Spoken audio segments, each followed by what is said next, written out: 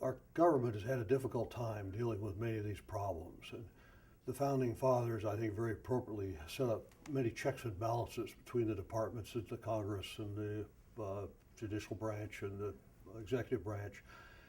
But those checks and balances make it awfully hard to deal with really tough problems, as does our political process.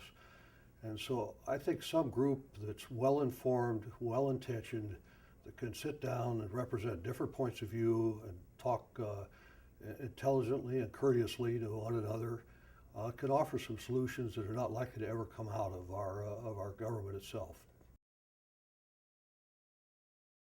Today, it seems to me that we have more problems that are truly major threats that, taken together, make this, I think, a particularly troublesome and unusual time. The problems I worry about are probably the ones most people worry about. Things about where do we get energy, how about the natural environment, how do we protect that. I worry a great deal about education, about jobs, about the nation's financial condition, the economy of the nation. Certainly healthcare would have to be on that list, national security, terrorism here at home. So it's a long list, any one of which could be nation changing. Our government has certainly lost much of the public's confidence in its ability to lead, to make tough decisions, to do the right thing, if you will. How do you solve something like that? I think there's only one way.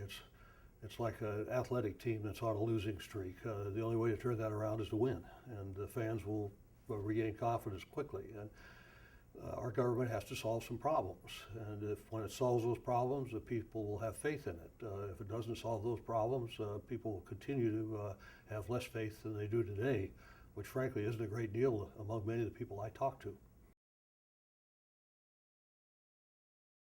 Take the issue of energy.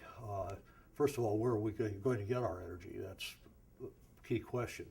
Secondly, the impact of energy on the economy and the ability to create jobs.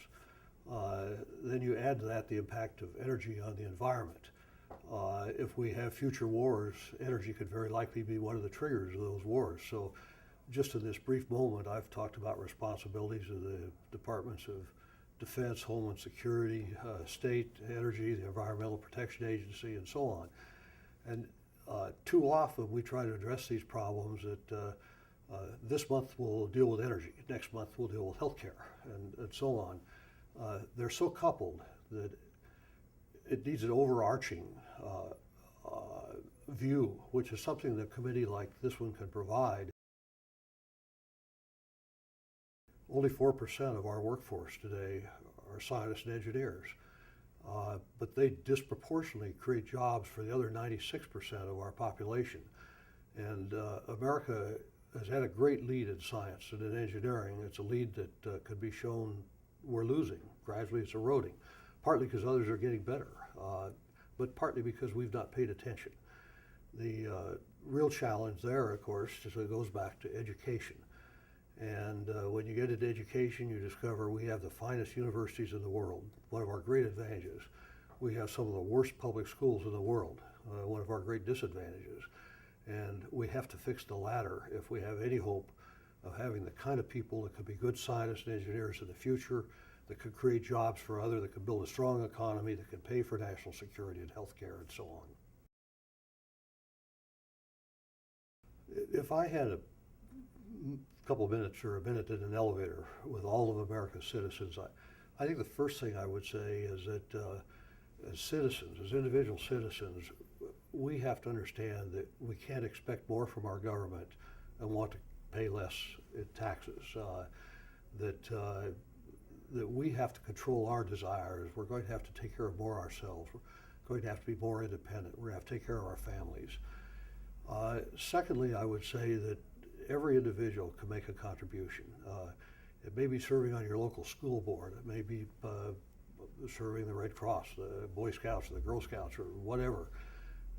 That those citizens can make a contribution themselves before they look to their leaders. Next, I would say be very careful who you pick as a leader. First of all, pick somebody of integrity. Pick people with experience. Pick people who care.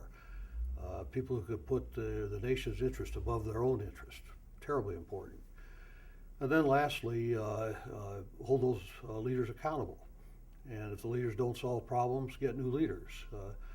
I've spent much of my career in the business world, and I've always advised young people that if you don't have a good boss, go get one, because life is too short. And I think the same is true with the person that represents you in our government.